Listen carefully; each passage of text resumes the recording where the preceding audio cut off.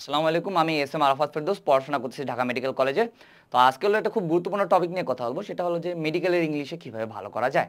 এখন আমরা আমাদের একাডেমিক লাইফে যে ইংলিশ পড়ে আসছি আর অ্যাডমিশন ফেসে আসে যে ইংলিশ দেখতেছি, এই দুইটা হলো টোটালি ডিফারেন্ট।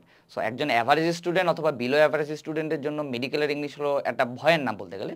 সো আমরা কিছু কাজ ফলো করলে অথবা কিছু ট্রিক্স ফলো করলে সহজেই হলো ইংলিশে ভালো করতে পারবো। তো চলো ভিডিওটা শুরু করি।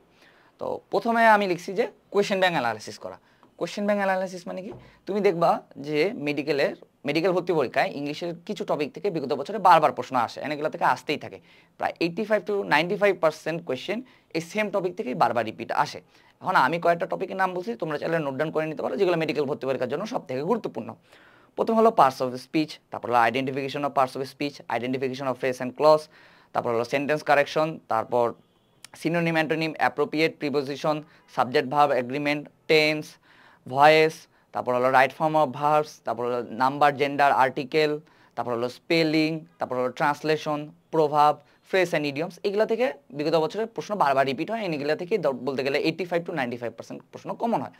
এখন তোমরা যখন বিভিন্ন প্ল্যাটফর্মে ভর্তি হবা বা যে বিভিন্ন কোচিংয়ে ভর্তি হবা, তখন দেখবা যে তোমাদের একটা টপিক পড়াবে যেটার নাম হলো লিটারেচার।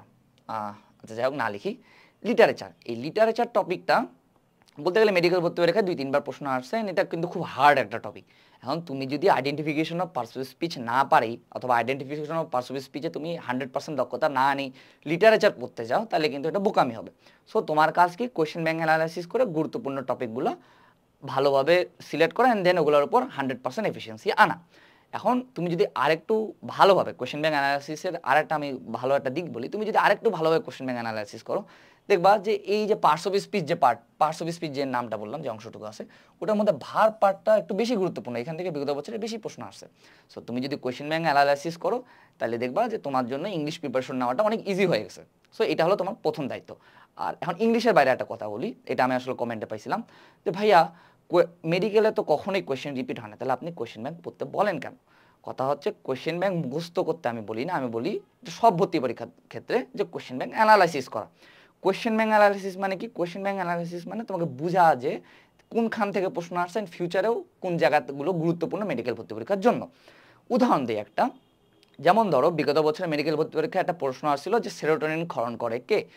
এটা অ্যান্সার হলো কি, অনুচক্রিকা। প্রশ্নটা আসছিল অনুচক্রিকার কাছ থেকে। তার মানে কি, তুমি মেডিকেল ভর্তি পরীক্ষার প্রশ্ন ব্যাংক খুললা, দেখলা যে সেরোটোনিন ক্ষরণ করে কে, এটা মুখস্থ করা এনাফ না।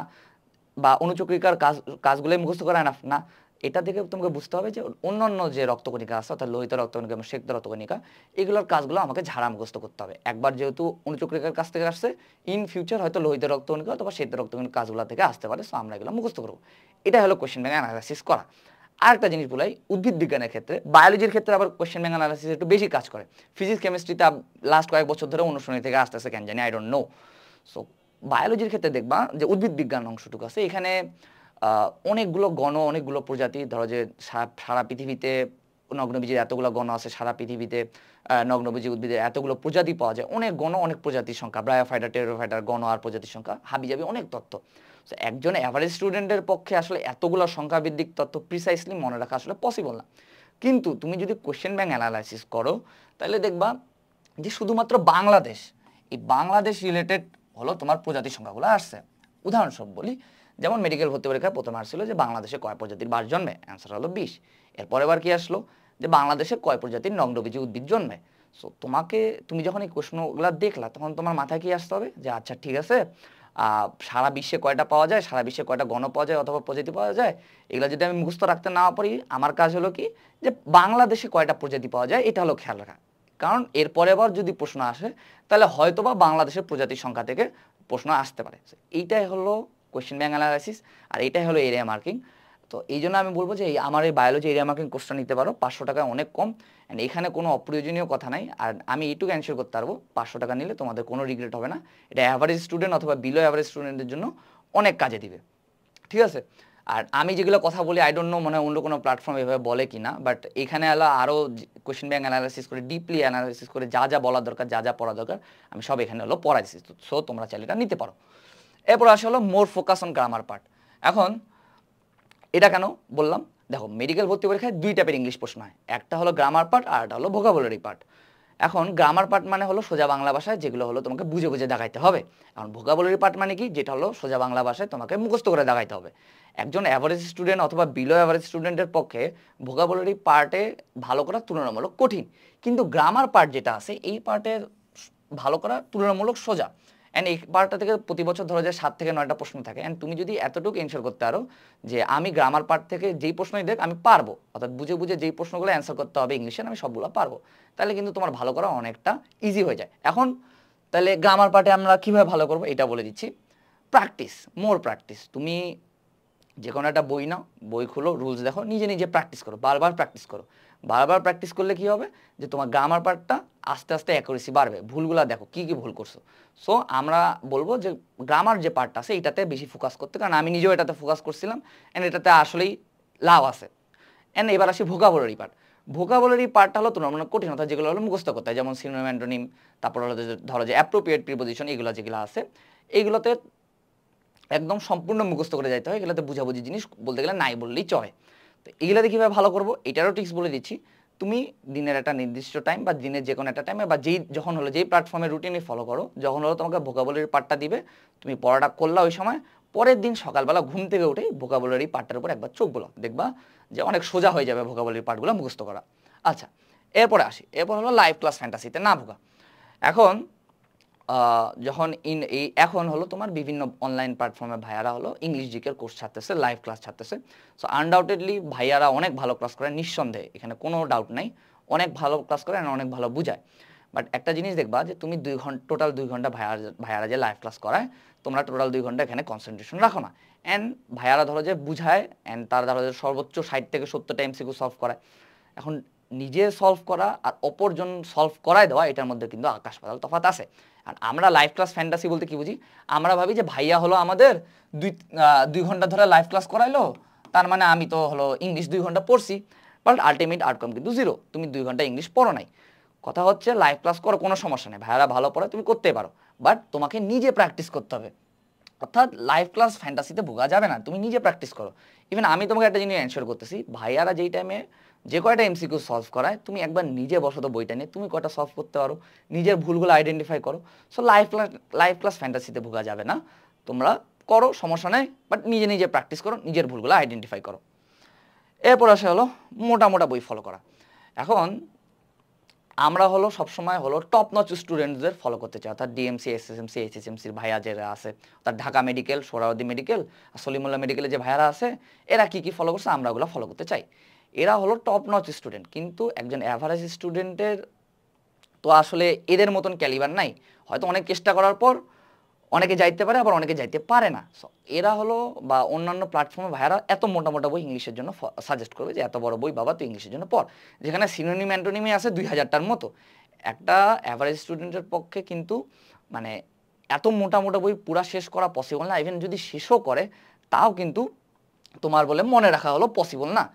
মানে আসলেই 1-2000 সিনোনিম অ্যান্টোনিম হলো তুমি পড়লা, বাট তোমার যদি মনেই না থাকলো তাহলে কিন্তু আলটিমেটলি লাভ নাই। এখানে একটা জিনিস বলি, 100% কমন পাওয়া এক জিনিস আর ঠিক দেখানো এক জিনিস। 100% আমি কমন পাইলাম, বাট আমি ঠিক দেখাইতে পারলাম না, আলটিমেট আউটকাম কিন্তু জিরো। সে টু সে আমি 3টা রাইটারে টোটাল 6টা বই পড়লাম, বা ইংলিশের জন্য এত মোটা মোটা বই পড়লাম, আমি বায়োলজির 30টা প্রশ্নই কমন পাইলাম, আমি ইংলিশেরও 15টা প্রশ্নই কমন পাইলাম, কিন্তু একজন অ্যাভারেজ স্টুডেন্ট বা বিলো অ্যাভারেজ স্টুডেন্টের পক্ষে কি এগুলো মনে রাখা বা ঠিক দেখায় আসা কি পসিবল? কখনোই না। তোমাদের কাজ কি, বায়োলজির ক্ষেত্রে যে কোনো একটা রাইটার বই পড়লা, ইভেন ইংলিশের ক্ষেত্রে এত মোটা মোটা বই, মানে আসলে এত মোটা মোটা বই আমি নিজেও হলো মনে খেয়াল রাখতে পারতাম না, তো আমি এই ক্ষেত্রে একটা বই সাজেস্ট করবো, সেটা হলো এই যে কিউএনএ পাবলিকেশনের মেডিকেল অ্যানালাইসিস মেগাবুক জিকেই। এই বইটা হলো তোমার ইংলিশ আর জিকে দুইটা মিলেই মোটা এতটুকু। সো এই বইটা যদি তোমরা কমপ্লিটলি শেষ করতে পারো তাহলে কিন্তু তোমাদের লাভ হবে, আসলেই লাভ হবে। এখন একটা সোজা একটা উদাহরণ দিই, ধরো একটা ছেলে এত মোটা বই পড়ে গেল, পড়ে যায় সে 15টা কোশ্চেন কমন পাইলো। এখন 15টা কোশ্চেন কমন পাইলে তার সে একজন অ্যাভারেজ স্টুডেন্ট, সে হলো সর্বোচ্চ ঠিক দেখালো 6 থেকে 7টা। তাইলে আরেকজন যে আসলো যে সে হলো 10টা প্রশ্ন কমন পাইছে, কিন্তু 10টার 10টাই ঠিক দেখাইছে, বা 9টা প্রশ্ন কমন পাইছে, 9টার 9টাই ঠিক দেখাইছে। সো তাহলে লাভ কার হইলো? বেশি পড়ে তো লাভ নাই, বেশি কমন পায়ও লাভ নাই। তোমাকে খেয়াল রাখতে হবে যতটুকু পড়ো এতটুকুই পড়ো যেন সেটা তুমি আউটকাম দিতে পারো। সো আমি বলবো যে খুব মোটা মোটা বই ফলো করার দরকার নেই, যদি তোমার ইচ্ছা হয় করতে পারো, বাট আমি পার্সোনালি একজন অ্যাভারেজ স্টুডেন্ট অথবা বিলো অ্যাভারেজ স্টুডেন্টকে বলবো না যে বাবা তুই ইংলিশের জন্য এত মোটা মোটা বই পড়, এখান থেকে তুই 100% কমন পাবি কিন্তু তুই দাগাইতে পারবি না। সো এটা হলো করা যাবে না। এরপর আসে হলো ভুলগুলা দাগায় রাখা। এখন লাইভ ক্লাস ফ্যান্টাসিতে যখন আমরা ভুগি তখন আমরা নিজেরা প্র্যাকটিস করি না। এখন তুমি যদি আমার উপদেশটা মানো যে ভাই আমি নিজে নিজে প্র্যাকটিস করতেছি ইংলিশ, যত বেশি ইংলিশ প্র্যাকটিস করবা তত বেশি তোমার অ্যাকুরেসি বাড়বে। এখন তুমি যখন প্র্যাকটিস করতে যাবা দেখবা যে তুমি কিছু কিছু এমসিকিউ ভুল করতেছো, অ্যান্ড তোমার কাজ কি, তোমার কাজ হলো ওগুলো দাগায় রাখা। এ হতে পারে টিক চিহ্ন, হতে পারে এমন কোনো যে কোনো একটা চিহ্ন যেটা তোমার চোখে পড়বে, হতে পারে মার্কার, এমনভাবে দাগায় রাখা যেন তোমার ওটাতে চোখ পড়ে। দেন নেক্সট টাইম যখন তুমি রিভাইজ দিতে যাবা তখন কি হবে, তখন তোমার এই ভুল যেটাতে ভুল করছো তুমি ওটার দিকে নজর পড়বে বেশি, তখন তোমার নেক্সট টাইম আর ভুল হবে না এবং আস্তে আস্তে অ্যাকুরেসি বাড়বে। একটা জিনিস খেয়াল রাখবা অ্যাডমিশন ফেজে, তুমি পড়বা ভুলবা আবার ভুলবা, অর্থাৎ এই সাইকেলটা চলতেই থাকবে, তোমাকে পড়ে যাইতেই হবে। তো ভুলা খুবই স্বাভাবিক বিষয়, ইংলিশ ভুলা আরও স্বাভাবিক, বাট তুমি যদি ভুলগুলোর উপর একটু বেশি এমফেসাইজ দাও, অর্থাৎ ভুলগুলোর উপর একটু বেশি গুরুত্ব দাও, তাহলে কিন্তু তোমার অ্যাকুরেসি আস্তে আস্তে বাড়ে যাবে। উদাহরণস্বরূপ বলি যে রহিম ইসে বয়, এখানে রহিম কি নাম তুমি এটা হলো বইয়ে পাইলা, এখানে রহিম হলো প্রপার নাম, তুমি এটা জানো, তোমার এটা খেয়াল আছে।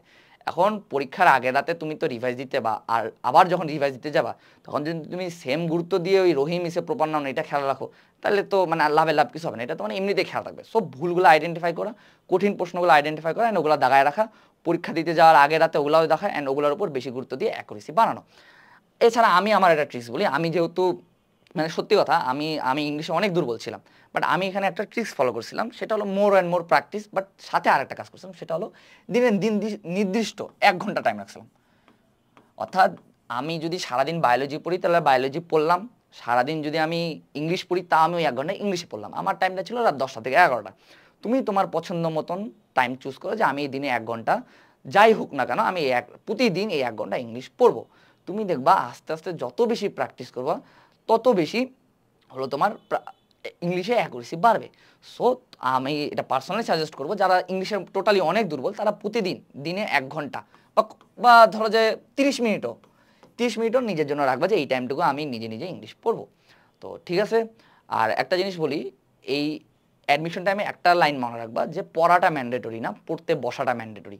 তোমার পড়ার ইচ্ছা না হলেও পড়তে বসবা, তারপর পড়া হোক না হোক সেটা পরে দেখার বিষয়। তো ঠিক আছে, আসসালামু আলাইকুম।